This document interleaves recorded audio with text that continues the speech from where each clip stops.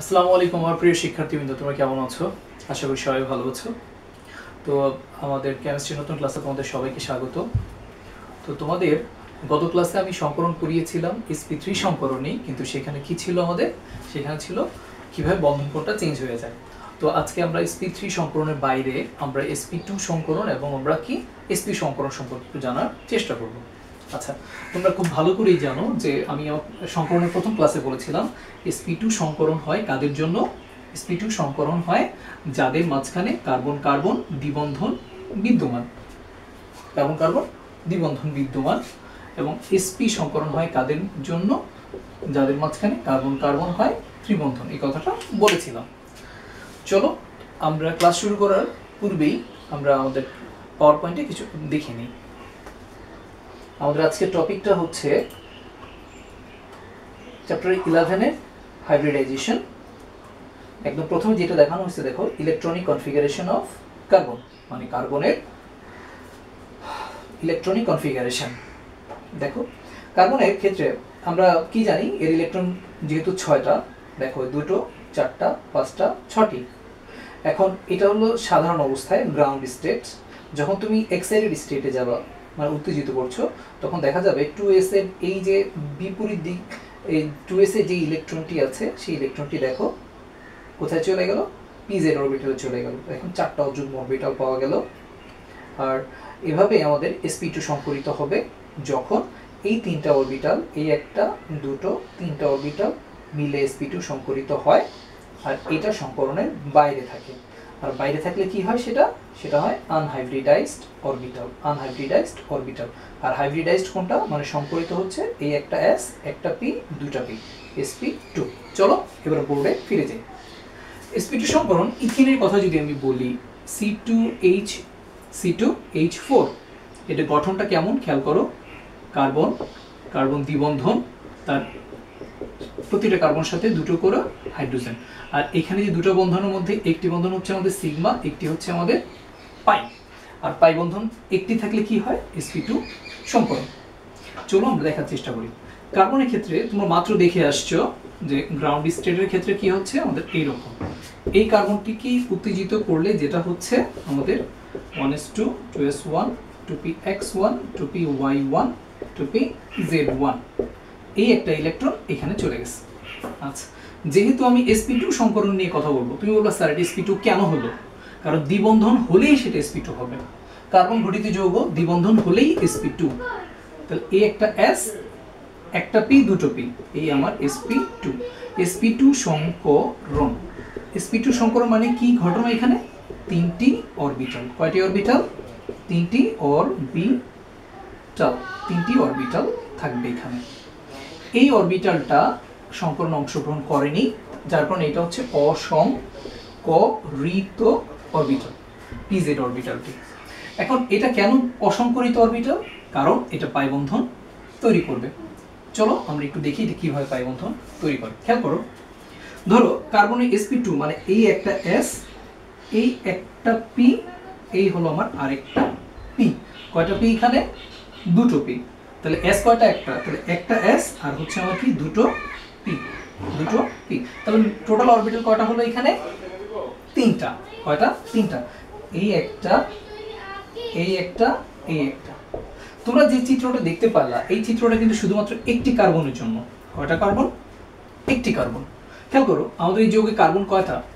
2টো। Carbon কয়টা? 2টো। সাথে hydrogen আছে, তাহলে সেগুলোকে আমার নিয়ে আসতে হবে। তাহলে যেহেতু আমাদের sp2 এর বেলায় pz অরবিটালটি অসংকরিত, তাহলে সেটা অবশ্যই কি বন্ধন তৈরি করবে? পাই বন্ধন। আমরা জানি যে অসংকরিত অরবিটাল পাই বন্ধন বানায়, আর সংকরিত অরবিটাল সিগমা বন্ধন বানায়। অসংকরিত অরবিটাল যারা, তারা বানায় সিগমা বন্ধন। আর যারা সংকরিত অরবিটাল যারা, তারা তৈরি করে সিগমা বন্ধন। আর অসংকরিত অরবিটাল তারা বানাচ্ছে হচ্ছে আমার পাই বন্ধন। এই বিষয়টা আমাদের সবসময় মাথা রাখা লাগবে। তাহলে চলো আমরা খেয়াল করি এখন আমরা কি করে একটি কার্বনের গঠন থেকে আমরা ইথিনটা তৈরি করতে পারি। আমরা মুছে দিলাম আর ভালো করে এটা বোঝার জন্য। খেয়াল করো, তাহলে অরবিটাল কয়টা এখানে? 3টি। এই হলো একটি কার্বনের একটি, দুটি, তিনটি। এটা হচ্ছে অপর কার্বনের একটি, দুটি, তিনটি। খেয়াল করো, যেহেতু আমার কার্বন দুটো। এখন প্রতিটা কার্বনের সাথে হাইড্রোজেন কয়টা? দুটো করে। এই একটা হাইড্রোজেন, এই একটা হাইড্রোজেন। এই কার্বনের সাথে এই একটা হাইড্রোজেন, এই একটা হাইড্রোজেন। যেহেতু এই হাইড্রোজেনগুলো মুখোমুখি যুক্ত, তাহলে অবশ্যই এই বন্ধনটা কি ধরনের? Sigma sigma. এটাও কি সিগমা সিগমা। যেহেতু এই কার্বন আর এই কার্বন মুখোমুখি যুক্ত হয়েছে, তাহলে এটাও কি আমাদের সিগমা। কিন্তু খেয়াল করো, আমাদের প্রতিটা কার্বনের পিজেড একটা ইলেকট্রন ছিল, পিজেড একটা ইলেকট্রন ছিল, যেটা কি অসংকরিত। আমাদের সেই অরবিটালটা আঁকতে হবে। এইটা হচ্ছে আমাদের সেই পিজেড অরবিটাল, এটাও হচ্ছে আমাদের সেই পিজেড অরবিটাল। খেয়াল করো, সংকরিত অরবিটাল, এখানে এর চরিত্র sp2, এর চরিত্র sp2, এটাও sp2 sp2 sp2 sp2। কিন্তু এটা দেখো, এটা কি অরবিটাল? এটা হচ্ছে কি পিজেড অরবিটাল এক কার্বনের, এটা হচ্ছে পিজেড অরবিটাল অপর কার্বনের। তাহলে এই দেখো, এখানে যেমন দুটো অরবিটাল একটা আরেকটার মধ্যে ঢুকে গেছিল, কিন্তু দেখো এইটা কি আরেকটার মধ্যে ঢোকা সম্ভব কোনোভাবে? তুমি এটাকে যতই বাড়াও বা যতই কমাও, কখনো একটা অরবিটাল আরেকটা অরবিটালের মধ্যে ঢুকবে না। তাহলে তারা কি করবে? পাশাপাশি অধিক্রমণ করবে। কি করে? পাশাপাশি। পাশাপাশি অধিক্রমণ করলে তাদের মাঝখানে যে বন্ধনটা হয় সেটা হচ্ছে পাই। সেটা কি বন্ধন? পাই বন্ধন। তাহলে পাই বন্ধনের মাধ্যমে কি হচ্ছে? পাশাপাশি অধিক্রমণ হচ্ছে। আর সিগমা বন্ধনের মাধ্যমে অধিক্রমণ হচ্ছে মুখোমুখি বা সামনাসামনি, যার কারণে সিগমা বন্ধনটা হয় অনেক শক্তিশালী আর পাই বন্ধনটা হয় তুলনামূলক দুর্বল। আমরা পাই বন্ধন এখানে দুটো আঁকলেও দেখো, এখানে কিন্তু পাই বন্ধন দেখানো হচ্ছে কয়টি? একটি। আর সিগমা বন্ধন কয়টা দেখানো হচ্ছে? একটা। এটাই হচ্ছে আমাদের সেই সিগমা বন্ধনটা, এটা। আর পাই বন্ধনটা এটাও হতে পারে, এটাও হতে পারে। এটা টাইম ডিপেন্ডেন্ট। এটা কি? Time dependent. আমরা এটা যদি ধরি এটা হবে না, এটা যদি ধরি এটা হবে না। কেন? কারণ একটা কার্বনের পিজেড অরবিটালে ইলেকট্রন থাকে একটা, যদি ইলেকট্রনটা এখানে থাকে সে তো অবশ্যই এখানে নাই, তাহলে এটা হচ্ছে না। যদি ইলেকট্রনটা এখানে থাকে, এই কার্বনের ইলেকট্রনটাও যদি এখানেই থাকে, পিজেড এর ইলেকট্রনটা, তাহলে এখানে নাই। যদি এখানে আর এখানে থাকে, তাহলে বন্ধন এটা হবে, এটা হবে না। আসলে ইলেকট্রনটা কোথায় আছে তার উপর ভিত্তি করে হয় এটা এক্সিস্ট করবে, আদারওয়াইজ এটা এক্সিস্ট করবে, যে কোনো একটা। কিন্তু আমাদের আঁকতে হবে দুটোই। আমরা বলবো পাই বন্ধন একটা, ধরবো একটা। এক্ষেত্রে খেয়াল করো, এগুলো তো সবই হাইড্রোজেন পরমাণু। এক্ষেত্রে তোমরা দেখতে পাচ্ছ যে আমাদের এখানে একটা সিগমা বন্ধন বিদ্যমান, আর এই দুটো পাই থেকে আমরা একটা পেয়ে আসবো। এখন খেয়াল করো, এই আমার হাইড্রোজেন হাইড্রোজেন হাইড্রোজেন হাইড্রোজেন। তো এক্ষেত্রে কি হবে? এই হাইড্রোজেন কার্বন এবং হাইড্রোজেন এই জায়গাটিতে হাইড্রোজেন কার্বন হাইড্রোজেনের বন্ধন কোণ হচ্ছে 120 ডিগ্রি। কত ডিগ্রি? 120 ডিগ্রি। এবং এক্ষেত্রেও দেখবা এই হাইড্রোজেন কার্বন হাইড্রোজেন বন্ধন কোণটা কত? 120 ডিগ্রি। তো আমাদের এই চিত্রটা অবশ্যই আমরা বোর্ডে আমি যেভাবে এঁকেছি, পরীক্ষায় ঠিক তোমরা এইভাবেই আঁকতে হবে।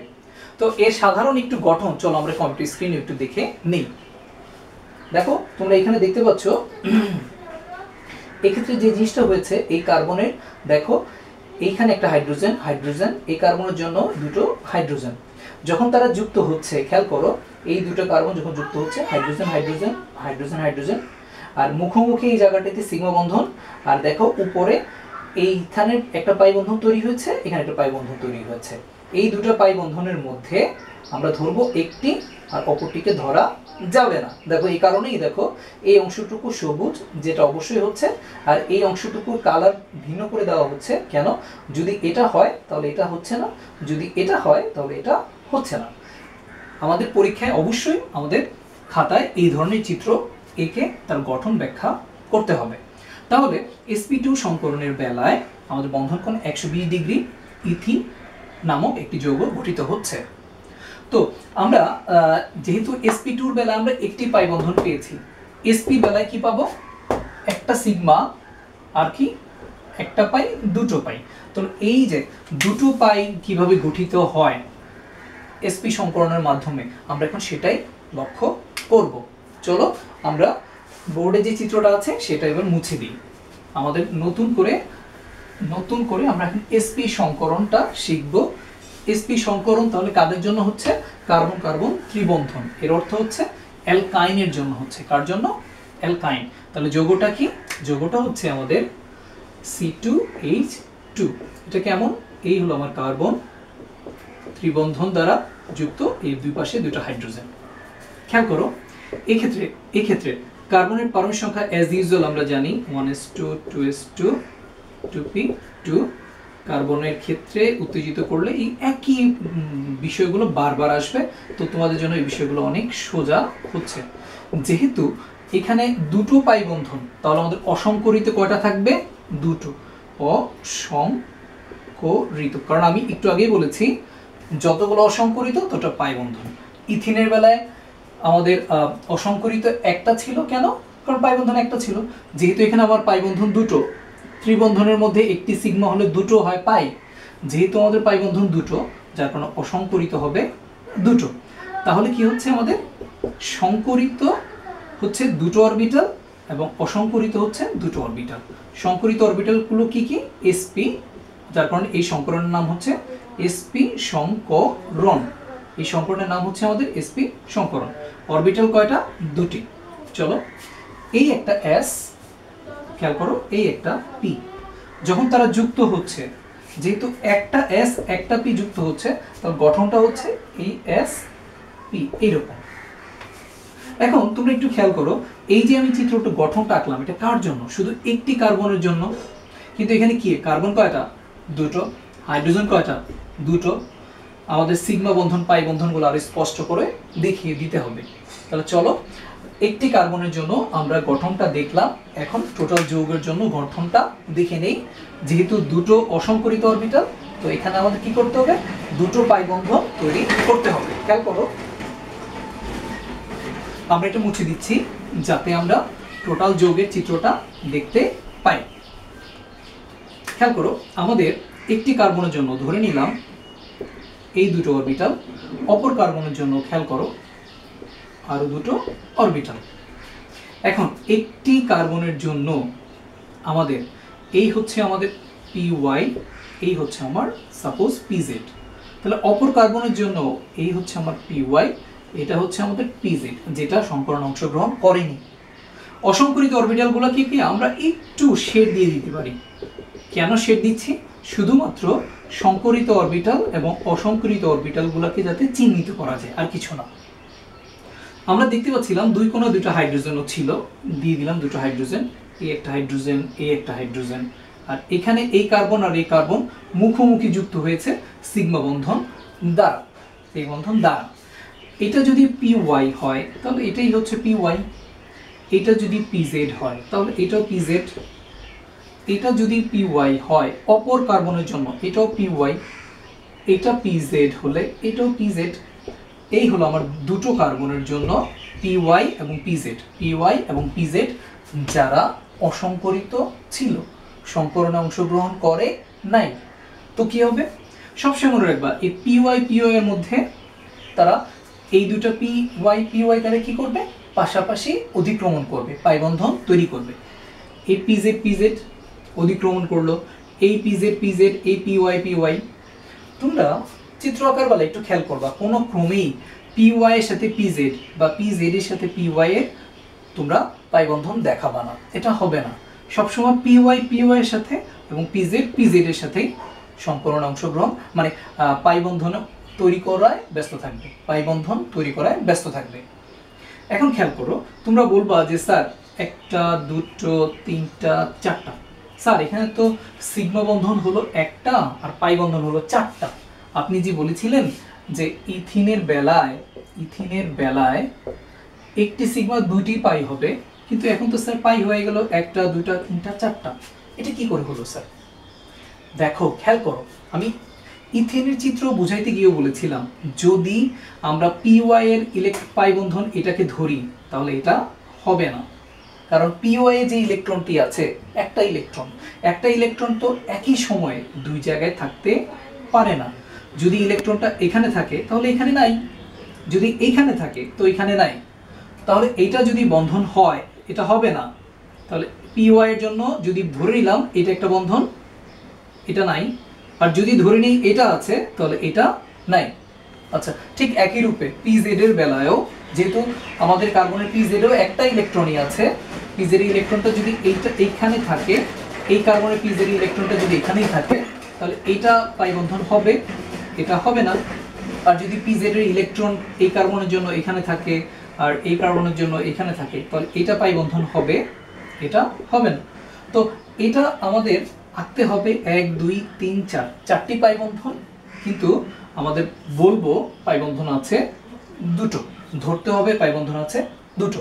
যেহেতু এখানে হাইড্রোজেন হাইড্রোজেন, এখানে হাইড্রোজেন কার্বন হাইড্রোজেন সরল রৈখিকভাবে যুক্ত, অতএব বন্ধন কোণ হবে 180 ডিগ্রি। কারণ দেখো এটা একদম জাস্ট লাইক একটা স্ট্রেইট লাইন, যার কারণে বন্ধন কোণ কত 180 ডিগ্রি। এখন খেয়াল করো, এই ইথাইন এই যৌগটিতে আমি যদি কোশ্চেন করি সিগমা বন্ধন কয়টি, সিগমা বন্ধন কয়টি, তুমি বলবা যে স্যার এখানে সিগমা বন্ধন হচ্ছে 3টি, 1টি 2টি 3টি। কিন্তু আমি যদি বলি ইথাইনে কার্বন হাইড্রোজেন সিগমা বন্ধন কয়টি, আনসার হবে দুটো। এই কার্বন হাইড্রোজেনের সিগমা বন্ধন একটা দুটো। যদি আমি কোশ্চেন করি ইথাইনে কার্বন কার্বন সিগমা বন্ধন কয়টি, তখন হবে একটি, কারণ এই একটা কার্বন এই একটা কার্বন, এর মাঝখানে সিগমা বন্ধন একটি। তো এই সিগমা বন্ধনের সংখ্যাটাও আমাদের খুব গুরুত্বপূর্ণ। আমরা বোর্ডে যে চিত্রটা আঁকলাম, চলো আমরা স্ক্রিনে আরেকটু দেখে নিই। দেখো স্ক্রিনে দেখো, এই একটা কার্বন এই একটা কার্বন, দেখো প্রতিটা কার্বন দুটো হাইড্রোজেনের সাথে যুক্ত, এবং একটা কার্বনের এই একটা অরবিটাল, ধরে নিলাম এটা পি ওয়াই, তাহলে এটা হচ্ছে পিজেড, অপর কার্বনের এটা পি ওয়াই, এটা হচ্ছে পিজেড। তো দেখো এই পি ওয়াই এর মধ্যে পাই বন্ধন, পিজেড পিজেড পাই বন্ধন, আবার দেখো পিজেড পাই বন্ধন, পি ওয়াই পাই বন্ধন। আমরা তাহলে 1 2 3 4 চারটি পাই বন্ধনের মধ্যে আমরা কাউন্ট করব দুটো, আর এই ত্রিবন্ধনের বেলায় বন্ধন কোণ 180 ডিগ্রি হয়। তো আমরা আজকে এই লেকচারে ইথিন এবং ইথাইন সম্পর্কে আমরা বোর্ডের আলোচনায় এবং স্ক্রিনে যা শিখলাম এগুলো বাসায় একটু প্র্যাকটিস করবা, এবং খাতায় লিখে লিখে প্র্যাকটিস করলে তোমাদের আশা রাখি ভালো করে আরো মনে থাকবে এবং ফলপ্রসূ হবে আমাদের এই লেকচার। তো তোমরা সকলেই ভালো থাকো, সকলেই সুখে থাকো। Thank you very much.